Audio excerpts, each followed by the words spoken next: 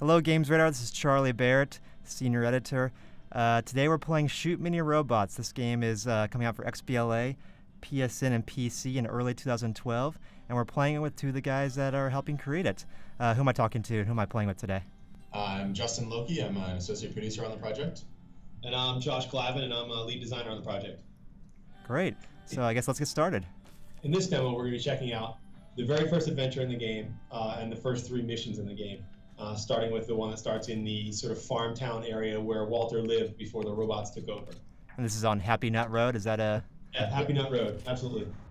Is there a story to the characters here? The story behind them is that there's these sort of four redneck twin brothers that kind of wreck loose, live in this RV, and have really been just kind of waiting for the robots to take over. It's sort of like they're sort of like the conspiracy theorist guys that have been assuming that the robots were going to take over for the longest time, and when they do, it's sort of the best day of their lives, you know? Yeah, so, quick run down the controls.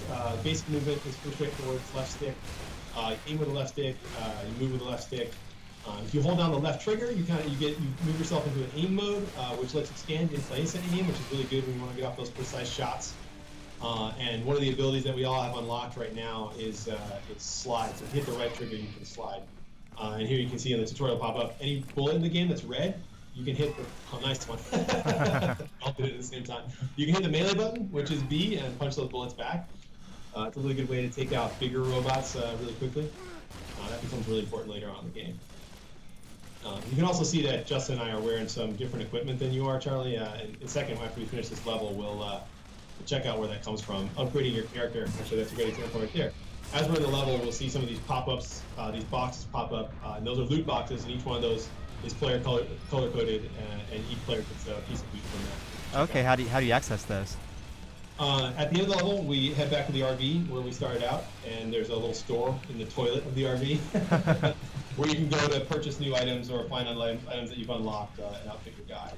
And each one of those items has unique stats that either, some of them buff your damage, some of them buff your melee damage, some of them will buff your abilities with specific types of weapons, and some of them will unlock different abilities altogether. Like I'm actually wearing this miner's helmet here that gives me this body slam move that I don't think any of you guys actually have unlocked right now, because this helmet in particular is giving me that move. So that's pretty nice. What are some of the other crazier moves that people can unlock later in the game, or even sooner in the game, that are particularly nasty or cool to see? Yeah, I think body slam is really the biggest one. We have augments to slide. There's jetpacks and things like that in the game that let you fly around.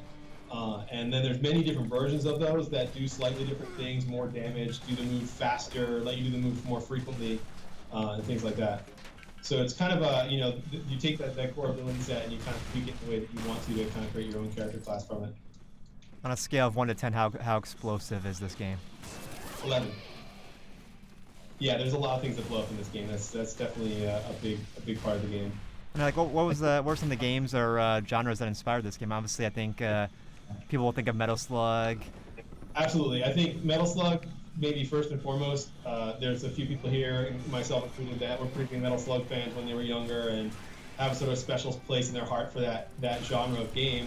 And not even just that genre, but also the sort of humor and foolishness that Metal Slug had in it. I think you'll see a little bit of this game, in the way that things blow up, in the items that you can unlock and wear, in what the robots do and what the robots are. I think you'll see a lot of that sort of Metal Slug influence. Also I think I'm a huge RPG fan, so back in the day I was a huge Diablo fan.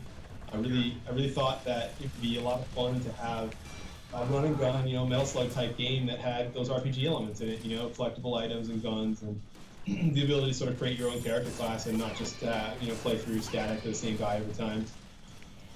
Yeah, so you talked a little bit about the customization already, but how different can these characters be from when you start to when you finish? I think as far as your abilities, your ability to put down damage, they're extremely different. But also I think there's a lot of different ways, some subtle and some really straightforward, that you can create your own character class. For example, I have this miner helmet on, like I said, that gives me body slam, but I also have this backpack on that's basically a big ammo canister that lets me use this machine gun that I have. This machine gun has limited ammo, but with this big ammo canister on it, I can carry twice as much ammo, which gives me an opportunity to sort of be like the heavy weapons guy. Normally with this gun I might have 60 rounds of ammunition, but with this backpack on I can carry up to 200. So There's some of them that are subtle like that. There's some of them that are more straightforward. You know, there's an example of that is like a Viking helmet. There's a Viking helmet in the game that doubles your melee damage, and that kind of just makes you a melee character. Lets you do tons of damage with your melee. It's not like a traditional RPG. I think where you have character classes. You kind of create it on the fly and create it depending on what each level needs. You know, if you're having trouble beating a level, you might try to come up with a different set of items that are going to help you beat it. Or, you know, if you're playing with your buddies and you really want to work together, you might try to come up with items that are going to help you work together. I know our QA guys have all kinds of different strategies that they use to beat the game. So here's another thing I didn't mention during the level is every time you kill a robot, you see the nuts that pop out. Those nuts are the currency in the game. The more nuts you collect, the more items and weapons that you can buy. We collect those together, but at the end of the round, it tallies who got the most kills, and the person that gets the most kills gets a higher percentage of the share of nuts that we collected. So. Right. I got 41 kills, so I'm gonna get a little bit more nuts than the rest of you did. Okay, so yeah, so we beat our first level, collected some nuts, leveled up a couple times. I think what level are you now? You're level 3. If you head over to the toilet here, this is the store. Then you pop that sucker open. You can check out all the items that are available to you, items that you've unlocked, items that you already own, and check those out and buy yourself some sweet new equipment. All right. What do you guys recommend? So the way that the items break down are you have 3 different items that you can wear and 2 different weapons at any one time. And the items are a head item, a back item, and a leg item. And each one of those has different sets of abilities that they unlock or buffs that they have. And you kind of, like I said, try to combine them into things that are interesting, different setups, kind of create your own character class. Oh, okay. So I replaced the impending baldness. That's what I started with, so I replaced it with a 9-gallon hat. Got it. Yes. Good call. Yeah, so for your weapons, you have your primary weapon is sort of your basic, does pretty good damage, but has unlimited ammo. And your secondary weapon are your sort of bigger guns, your big machine guns, rocket launchers.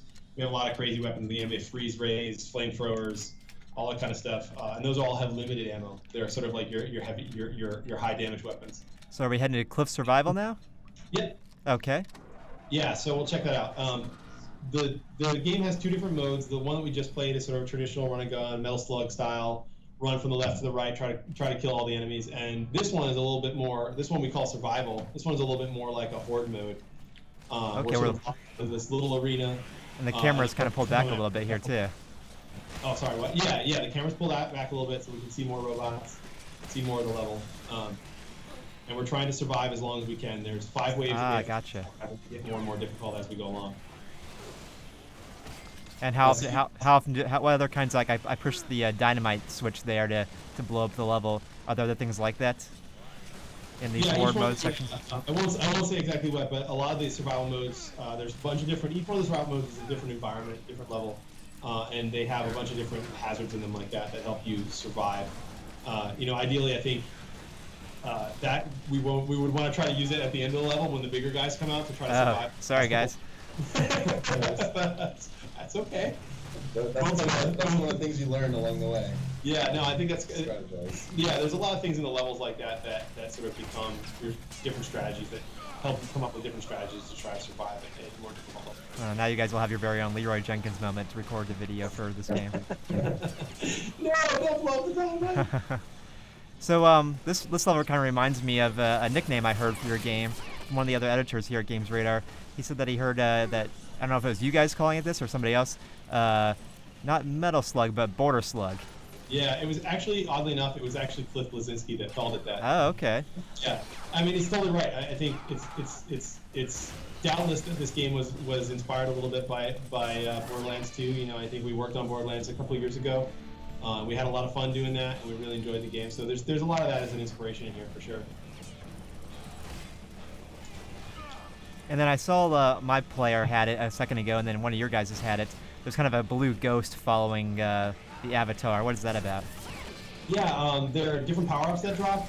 Each robot that we kill has a chance to drop potentially some loot or one of these power-ups, and the power-ups are sort of, they range from additional ammunition to a buff like Justin has right now, this little yellow halo that's around him, which gives him a better chance to do critical hits. So they can be really important in those critical moments when we're trying to survive that last wave of the level. Pick up a power-up that might just get us through. They're also kind of funny because they give you something to fight over. Like, if you remember, I don't know if you remember playing the Ninja Turtles game back in the day, people would always argue and fight over the pizzas. Sure, yeah. Or Smash Brothers a little bit. Yeah, like Smash Brothers a little bit. And so they're kind of a little bit they reinforced that idea of competition a little bit, where we're playing together, but there's a little bit of competition going on too. Try to see who can get the most kills, or it's always fun to grief your friends when they get kills. Yeah, of course.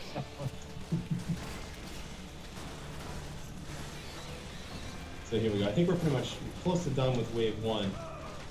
And each one of these survival modes too, as we level up, as we move through the game, they get more difficult. They're going to spawn more difficult versions of the robots that we've seen already, as well as entirely new types of robots. And towards the middle and the end of the game, these survival modes get to the point where the last 2 or 3 waves, they're basically spawning boss monsters for us to fight. And will it spawn boss monsters from the levels that you've just played recently, or from anywhere in the game? They spawn boss monsters from levels around what you've played recently. Right. You're seeing some of those same bosses potentially coming back to back, not necessarily one at a time,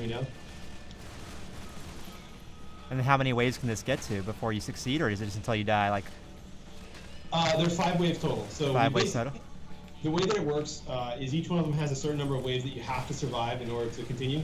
This one, since it's the very first survival mode, we only have to survive 1 wave, which will allow us to continue on to the next mission if we want. But if you want to get the best loot, the highest score, those types of things, you're going to want to try to survive as many waves as you possibly can.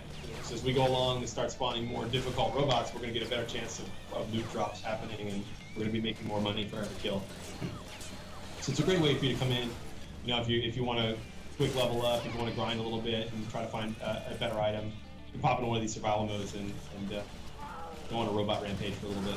A big part of the spirit of the game is ridiculous items and ridiculous weapons and all that kind of stuff. And I think Justin and I have a couple of great examples of that. I have a freeze ray that basically looks like a squirt gun, and he has a rocket launcher that shoots garden gnomes. They're partially heat-seeking. They kind of go after their target, but only after they've bounced off of things a couple times. And I have this Atlantean freeze ray here. Oh, very nice. Yeah. Going to Midtown now? Yeah. Yep. Is there any I couldn't tell for sure. Can you hit each other in the when you're actually playing the game? I know you obviously can damage each other in the trailer, but can you damage each other in the main game as well? No, there's actually no friendly fire in the main game, and the reason that we did it in the trailer was to give people a chance to see what their items and weapons were doing before they, what kind of damage they were doing before they jumped into a level. Yeah. So this is another one of the run and gun levels, side-scroll levels, and this is in one of the later environments in the level, in the game. It's a city. The fiction behind the game is that these 3 or 4 guys are trying to shut down the factories where the robots are being made. And the factories are sort of sentient, running themselves and creating robots. And there's these huge cities that were built around the outside of the factories originally when the factories were run by people, and the cities are now abandoned and being overrun by robots. So this is an example of one of those city areas. It's also sort of an early example of a level that has multiple paths. This is a really brief one, but one of the cool things about the game is that it's not just a linear run and gun. There's many levels in the game where there's multiple ways to move through the level. There's multiple paths that you can go through the level, and those different paths sort of factor into your strategy. Is if you're trying to get a high score, if you're trying to collect the most loot or the most money, which path you take, or as a group if you take all the paths, and how you do that is going to be a big factor in what your score is for those players that are seeking out high scores. What kind of other different path here is the upper or lower? What other kind of different paths are there? In this environment, there's a couple different areas where there's sewers. There's the ability to go in some buildings and underneath some buildings and over the top of different buildings. Some of the other levels we have. The last environment that we were playing is one from our cliffside mining environment, where there's actually in that level there's a bunch of different caves that you can go through. Sometimes there's elevated railways and sort of these buildings that are perched on the side of cliffs and scaffolding in different areas that you can pick through. So. Some of those areas, sometimes, a lot of times when you diverge from the main path, the game becomes more difficult. You might fight some boss monsters down there that weren't on the main path. You're going to see a lot more robots down there. So it's kind of a choice that you have to make. You might make more money, find some better loot down there, but you might also die a bunch of times too. Can you quickly explain how the slide works? Like, I mean, we can see it working, but does it kick enemies up into the air? Does it? Yeah, the slide is kind of like one of our melee moves. It's a crowd control. So some enemies, not particularly this big guy here with the shield on the front, but some of the more fodder enemies, you can slide underneath them and it knocks them down for a second. Gives you a chance to sort of take care of a large group of them. As the game moves on, you're going to be fighting more and more enemies at once. Fighting a lot of enemies is, I think, a really important part of the game. Fighting a huge number of robots. It's called shoot many robots, I think, for a reason, I guess. But, those crowd control devices like slide and melee and things like that become really important when you're trying to survive a huge horde of robots.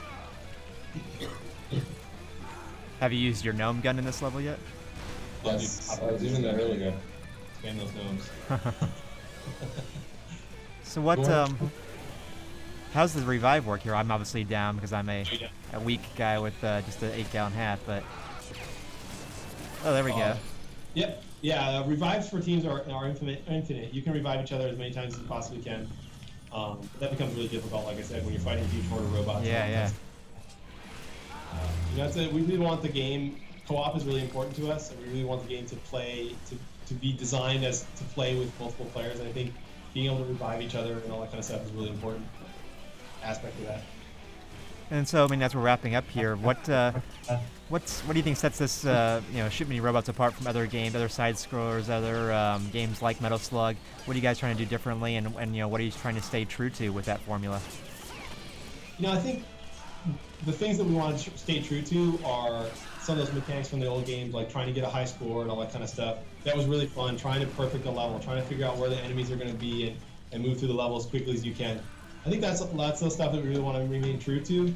And I think the things that make Shoot Mini Robots different and sets it apart from some of those games is we worked really hard to give it a bit more fluid interface, and most importantly, RPG elements.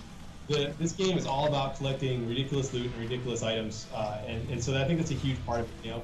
Killing robots, making money, and buying yourself sweet gear. I think there's like 200 guns in the game now, and 200 or 300 different items, all with unique stats, all with unique effects and things like that. That I think is really what sets it apart.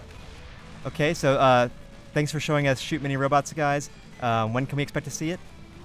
It's gonna be out early 2012, first thing 2012. And what platforms is it on? XBLA, PSN, and then shortly afterwards, PC. Great, thanks for showing us the game, and thanks to those who are watching. Yeah, man, thank you for playing with us.